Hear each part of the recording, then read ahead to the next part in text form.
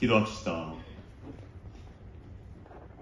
하느님, 타락한 세상을 성자의 순환으로 다시 일으켜주셨으니 저희에게 파스카의 기쁨을 주시어 죄의 억압에서 벗어나 영원한 행복을 누리게 하소서.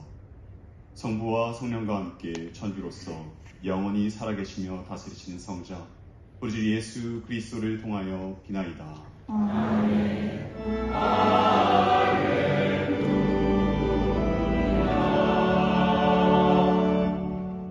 주님께서 여러분과 함께 마르코가 전한 거룩한 복음입니다. 주님 영광 받으소서. 그때 예수님께서 고향으로 가셨는데 제자들도 그분을 따라갔다. 안식일이 되자 예수님께서는 회당에서 가르치기 시작하셨다. 많은 이가 듣고는 놀라서 이렇게 말하였다. 저 사람이 어디서 저 모든 것을 얻었을까? 저런 지혜를 어디서 받았을까? 그의 손에서 저런 기적들이 일어나다니. 저 사람은 목수로서 마리아의 아들이며 야고보, 요세, 유다, 시몬과 형제간이 아닌가? 그의 누이들도 우리와 함께 여기에 살고 있지 않은가? 그러면서 그들은 그분을 못마땅하게 여겼다. 그러자 예수님께서 그들에게 이르셨다. 예언자는 어디에서나 존경받지만 고향과 친척과 집안에서만은 존경받지 못한다. 그리하여 예수님께서는 그곳에서 몇몇 병자에게 손을 얹어서 병을 고쳐주시는 것밖에는 아무런 기적도 일으키실 수 없었다. 그리고 그들이 믿지 않는 것에 놀라셨다. 예수님께서는 여러 마을을 두루 돌아다니시며 가르치셨다. 주님의 말씀입니다. 그리스도를 찬양합니다. 네,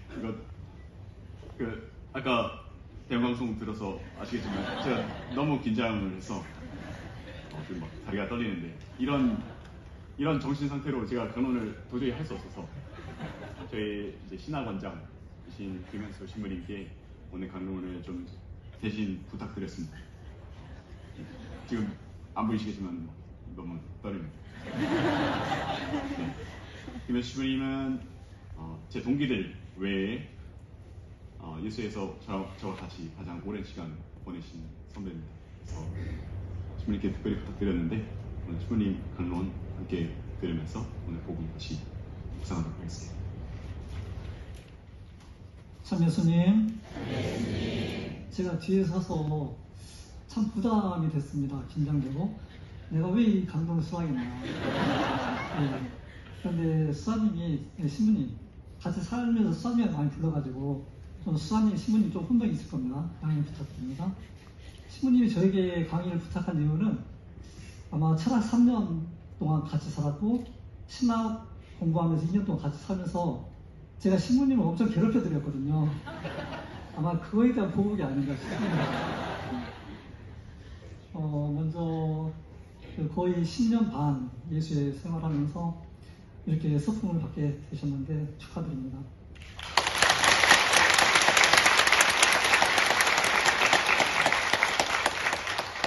그리고 누구보다도 또 감사와 축하드려야 될 분이 있죠. 우리 두 분 부모님 그리고 가족들 정말 감사와 축하 박수 부탁드립니다.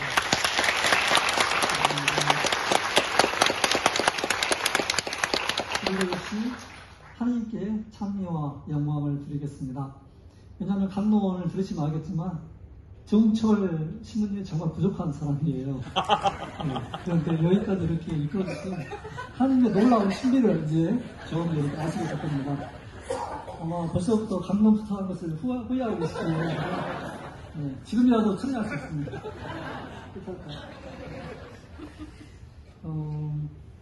오늘 복음에서 예수님께서 예언자는 고향에서 화형을 받지 못한다고 말씀하셨잖아요. 조울적 신부님은 고향 본당에서 환영을 받지 못하고 여기서 이렇게 인사를 드리게 됐습니다. 벌써부터 예언자적인 삶을 시작하는 거죠. 근데 놀랍게도 이렇게 예수의 신부님 많이 오실 줄 몰랐어요. 이렇게 많이 오실 거라고 생각했으면 제가 감동 수락을 안 했을 거라는 생각이 듭니다. 이렇게 많은 시민들에게 사랑을 받는 거 보니까 반예언자들이 삶을 살아가고 있는 것 같습니다. 아, 이거 웃으시라고 한 거예요. 제가 1년 전에 그 모 수녀원에 피정 동반을 갔었어요. 근데 거기에 피정 그 집에 원장 수녀님이셨던 분이 조심히 그 10년 전에 저희 집에 군복을 입고 예수의 지원자 피정을 오신 분이 있었다는 거예요. 그분 어떻게 되시냐고 물어보더라고요.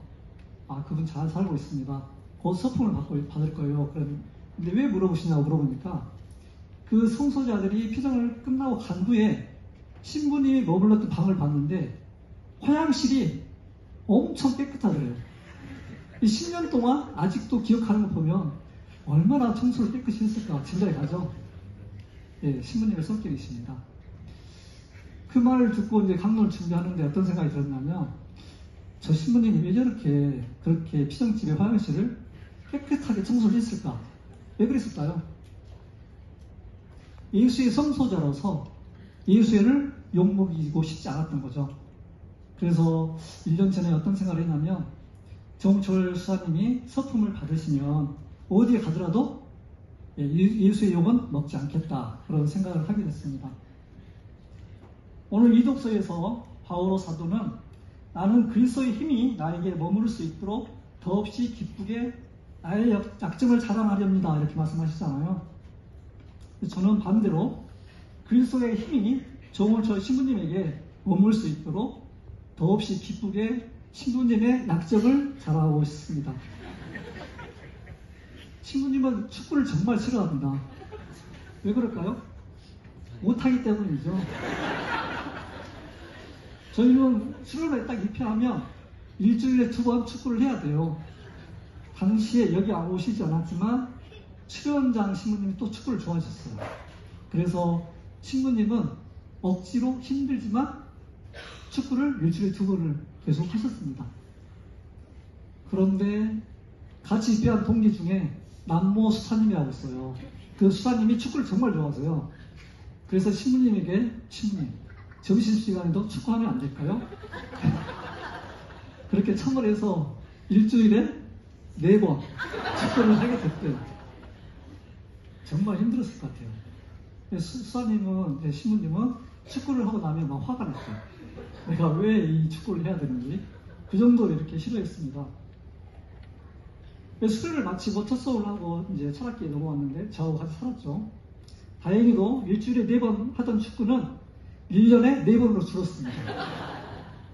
부활절, 그리고 크리스마스 때, 그리고 이냐수 선생님 축일 때, 그리고 공동체 휴가 갔을 때 이렇게 4번으로 줄었죠. 그럼에도 불구하고 정말 힘들어 하시더라고요. 근데 놀랍게도 2년 동안 매주 일주일에 4번씩 축구를 했는데 실력이 하나도 늘지 않았어요. 정말 못하더라고요. 왜 그럴까요? 억지로 하니까 그래요. 기쁘게 하지 않고 억지로 이렇게 마지못해서 하니까 실력이 늘지 않았던 거죠. 이제 한번 발음이 좋으니까 좀 더 할게요. 첫 서원하고 부활절 축구를 했어요. 누구하고 하냐면 보통 수련회 팀이 하거든요. 근데 같은 팀이잖아요. 근데 신부님이 공을 잡았는데 바로 제가 앞쪽에 있었거든요. 그래서 막 패스해 하는데 수비수가 딱 나오니까 당황해가지고 백패스를 하는 거예요. 그럼 어떻게 됐을까요? 공을 뺏겼어요. 내가 아니 수사님 그렇게 패스를 하면 어떡해 하면서 화를 냈는데 지금까지도 가끔 신부님이 저희 송대묘사를 하면서 수사님 그렇게 패스하면 어떡해 지금도 그렇게 놀리고 있습니다. 뒤끝 장렬이죠. 근데 놀랍게도 수사님이 이렇게 축구를 하기 싫어하고 화가 나지만 공동체를 위해서 인원이 안 맞으니까 어쩔 수 없이 했던 겁니다. 그러니까 아젤의 콘트라를 한 거예요. 아젤의 콘트라는 라틴말로 아젤의 행동하라, 콘트라는 반대로. 그러니까 자기 의지에 거슬려서 행동하라는 뜻입니다. 이냐수 성인이 젊었을 때부터 회심을 하고 열심히 강조하고 열심히 실천했던 덕목이에요. 수사님도 그때부터 이미 아지를 꼰트를 했던 거죠. 앞으로 서스품 받고 계속적으로 아지라 꼰트를 계속 잘 하시면 아마 이냐쇼 성의를 능가하는 그런 성인이 되실 거라고 저는 충분히 믿습니다. 이 독서에서 바오로 사도가 내가 자만하지 않도록 하나님께서 내 몸에 가시를 주셨습니다 하고 말씀하십니다. 하나님께서는 조은철 신부님이 자만하지 않도록 신부님에게 가시를 주셨어요. 그 어떤 가시냐면 자기 자신을 늘 부족하다고 생각하고 살아갑니다. 신부님 아주 성실히 청소도 아까 열심히 하신 분이죠. 그리고 공부도 잘하고 청소도 잘합니다. 철학신하고 공부할 때 정말 잘했습니다. 그런데 스스로를 만족하지 못하고 이렇게 살아가는 거죠. 그게 신부님의 큰 가시라는 생각이 듭니다. 신부님이 철학을 공부를 마치고 2년 동안 서강대에서 실습, 그러니까 예수의 단어로 리전시를 했는데요. 신부님은 서강대 인성교육센터에서 하는 성찰과 성장이라는 1박 2일 프로그램을 하게 됐습니다. 성찰과 성장은 서강대 입학생은 졸업할 때까지 의무적으로 이수를 해야 되는 과목이에요. 신부님들은 학생을 대상으로 이렇게 강의를 했다고 합니다. 혹시 여기에 성찰과 성장 참석하신 분 계시나요? 예. 그 신부님 강의 들으신 분 있나요? 없어요? 어떠셨던가요? 좋았습니다. 예, 좋았어요. 예상한 반응은 아닌데. 매해 최고의 평가를 받았대요. 강의를 그렇게 잘했다고. 그런데도 자기는 늘 부족하다고 생각을 했습니다. 저는 이게 겸손인 줄 알았습니다. 겸손이 아니라 진짜였어요. 늘 부족하다고 생각되는 게, 제가 여기 수녀님도 오셨지만, 제가 어느 수녀원에 미사를 갔었어요. 그런데 어떤 한 수녀님이 저에게 이렇게 와서, 그 수녀님이 정울주 수사님하고 강의, 신학 강의를 들으시는데, 신부님, 오늘 정울주 수사님이 발표를 하시는데, 정말 잘했어요. 그 말씀 하시는 거예요. 예, 아마 정말 잘하시는 분이에요. 근데 본인도 그렇게 생각할까요? 제가 그렇게 말씀을 드리고, 공동체에 들어와서 수사님, 그 수녀님이 발표를 잘했다고 하더라. 잘했나 봐. 그러니까 아닙니다. 정말 망했습니다. 정말 부끄럽습니다. 발표를 정말 못했다고 이렇게 말씀하시더라고요. 당연히 제가 예상했다. 그런 말을 했죠. 신부님은 본인에게 너무 철저하고 완벽한 그런 성향이 있는 것 같습니다. 늘 자신을 괴롭히고 자책이 심했습니다. 그래서 다른 사람들이 칭찬을 해도 그거를 칭찬을 못 받아주는 거예요. 예수회원들이 이렇게 많이 오셨잖아요. 정말 신부님은 예수회원들로부터 정말 많은 사랑을 받고 있습니다. 그런데 자기 자신은 나는 그럴 자격이 없다고 이렇게 생각하면서 살아요. 다행히도 하나님에 대한 사랑과 신뢰, 그리고 예수님을 따르고자 하는 그 열망으로 그 긴 터널을 잘 통과해 오셨습니다. 신부님에게 격려의 박수 부탁드립니다.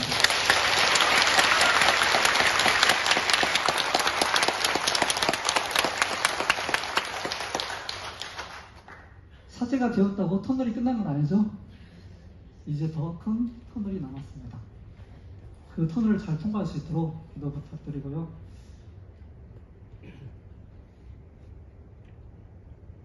이냐쇼 성인은 영성이란 하느님을 찾아가는 길이라고 말씀했습니다. 인생은 거대한 항해라고 이렇게 말을 하잖아요. 근데 항해와 표류의 차이점은 뭘까요? 항해는 목적이 뚜렷합니다. 가야 할 목적지가 있는 거죠. 표류는 목적지가 없는 겁니다. 우리 그리스도인의 목적지는 누구죠? 하느님이죠. 이 세상에 모든 것은 다 지나가기 마련입니다. 내가 사랑했던 사람들도, 내가 미워했던 사람들도, 좋았던 순간도, 기뻤던 순간도, 힘들었던 순간도, 아팠던 순간도 다 지나가기 마련이죠. 영원한 것은 단 한 분, 바로 하느님이시라는 생각이 듭니다. 우리는 그 하느님을 향하여 그 목적지를 향하여 가고 있기 때문에 비록 넘어져도 다시 일어날 수 있는 것 같습니다. 신부님이 넘어질 때 그 하느님을 향하여 기쁘게 살아갈 수 있도록 계속 기도 부탁드립니다.